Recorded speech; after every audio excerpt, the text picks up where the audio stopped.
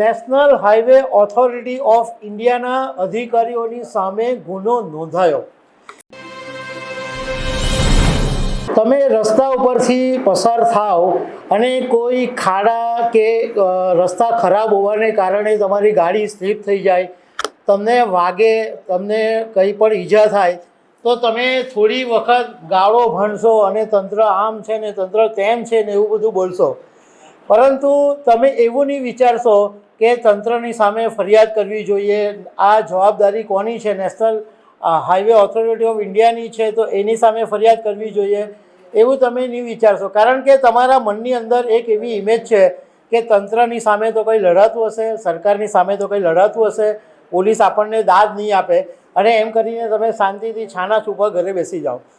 પરંતુ દક્ષિણ ગુજરાતનો એક યુવાન એવો છે કે જેણે આને પડતું નહીં મૂક્યું। એની ખાડાને કારણે એને અકસ્માત નડ્યો અને એ 111 દિવસ સુધી લડ્યો અને આખરે નેશનલ હાઈવે ઓથોરિટી ઓફ ઇન્ડિયાના અધિકારીઓની સામે ગુનો નોંધાયો। એટલે જો તમારું મક્કમ મનોબળ હોય તો તમે આવી લડત આપી શકો અને તમને એનું પરિણામ પણ મળી શકે છે। તો આના વિશે હું તમારી સાથે વાત કરીશ। મારું નામ રાજેશ શાહ છે અને તમે જોઈ રહ્યા છો ગુજરાતના સૌથી મોટા ડિજિટલ ન્યૂઝ પ્લેટફોર્મ ખબરછે.com। હમણાં ચોમાસાની અંદર તો આપણે ગુજરાતની અંદર જોયું કે ખાડા પ્રકરણ એટલું બધું ગાજેલું હતું કે મુખ્યમંત્રીની આખી સરકાર પણ હલી ગઈ હતી। કારણ કે ઠેર ઠેર ખાડાઓને કારણે અકસ્માતોની ઘટના બી બનતી હતી। બહુ બધી મુશ્કેલીઓનો લોકોને સામનો કરવો પડતો હતો। લોકો વિડીયો બનાવીને બોલતા હતા કે અહીંયા ખાડો છે, આમ મુશ્કેલી પડે છે, તેમ મુશ્કેલી પડે છે, પણ તંત્રની સામે લડવાની હિંમત કોઈએ નહીં બતાવી। બધા ખાલી બેસી રહ્યા, બોલી રહ્યા।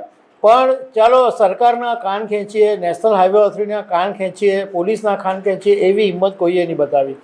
પરંતુ ભરૂચ જિલ્લાનો એક ગરુડેશ્વરનો એક યુવાન છે કે જેણે આ લડત આપી અને 111 દિવસ સુધી લડ્યો। આ યુવાન છે એ કેવડિયા કેનાલ હેડ પાવરની અંદર ફરજ બજાવે છે અને એનું નામ પ્રવીણકાંત ઝા છે। વાત ઓગસ્ટની છે।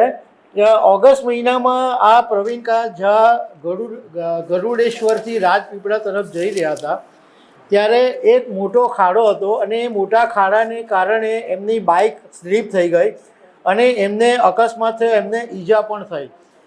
હવે એમને એવું જાણવા મળ્યું કે આ જ ખાડાને કારણે એ જ દિવસે બીજા 4 અકસ્માત પણ થયા હતા અને એમાં લોકોને ઈજા થઈ હતી। એટલે પ્રવીણકાંત ઝાએ નક્કી કર્યું કે મારે આની સામે લડત આપવી છે। મને એકલાને અકસ્માત થયો એટલા માટે નહીં, પરંતુ બીજા બધા લોકોને પણ આવો ભોગ બનવું પડ્યું છે, એટલા માટે એમણે તંત્રની બેદરકારીની સામે લડવાનું નક્કી કર્યું।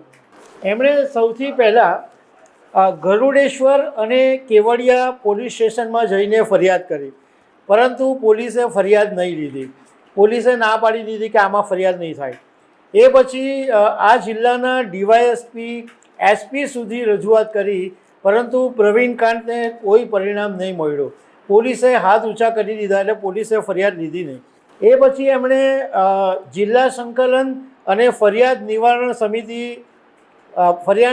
સમિતિ, CM online portal, PMO office સુધી પત્ર લખ્યા અને આ વાત જ્યારે જિલ્લા કલેક્ટરની પાસે પહોંચી ત્યારે જિલ્લા કલેક્ટરે એમને મળવા માટે બોલાવ્યા અને નેશનલ હાઈવે ઓથોરિટીના અધિકારીઓની સાથે મુલાકાત પણ કરાવી અને એવું બી જાણવા મળ્યું કે એમને સમાધાન કરવાની વાત કરવામાં આવી કે ભાઈ જે હોય તે સમાધાન કરી લો।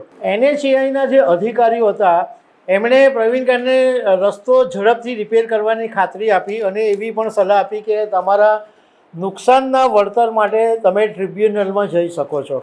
પરંતુ પ્રવીણકાંતે આ વાત સ્વીકારી નહીં અને એમણે તો પગલાં જોઈતા હતા, એક્શન લેવા જોઈતું હતું, એમને સમાધાનમાં કોઈ રસ હતો નહીં। એ પછી પ્રવીણકાંત ઝા માનવ અધિકાર પંચમાં પહોંચ્યા। એમણે હ્યુમન રાઇટ કમિશનના દરવાજા ખટખટાવ્યા અને ત્યાં એમને ન્યાય મળ્યો। હ્યુમન રાઇટ કમિશને જ્યારે સુનાવણી કરી અને નર્મદા પોલીસને તાકીદ કરી કે આ ભાઈએ જે ફરિયાદ કરી છે એ ફરિયાદ દાખલ કરવામાં આવે, એટલે આખરે પોલીસે ગુનો દાખલ કરવો પડ્યો છે. પ્રવીણ કાંતે મીડિયા સાથેની વાતમાં એવું કીધું કે મારો ઉદ્દેશ બિલકુલ વળતર મેળવવાનો હતો જ નહીં, મને કંઈ વળતર નહોતું જોઈતું, પરંતુ આ ખાડો પડ્યો એ જવાબદારી કોની એ નક્કી કરવાનું મારી લડત હતી. કારણ કે આપણે જો ચૂપ બેસી રહેશું તો આવા અધિકારીઓ છે એ વધારે ને વધારે બેદરકાર બની રહેશે.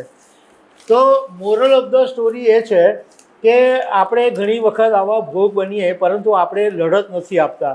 આવા પ્રવીણ કાંત જેવા એક ઓછા યુવાનો હોય છે કે જે 111 દિવસ સુધી મક્કમતાથી લડત આપે છે અને હારતા નથી. તો દર્શક મિત્રો, આવી અનેક વાતો સાથે અમે તમને મળતા રહીશું. Thank you very much.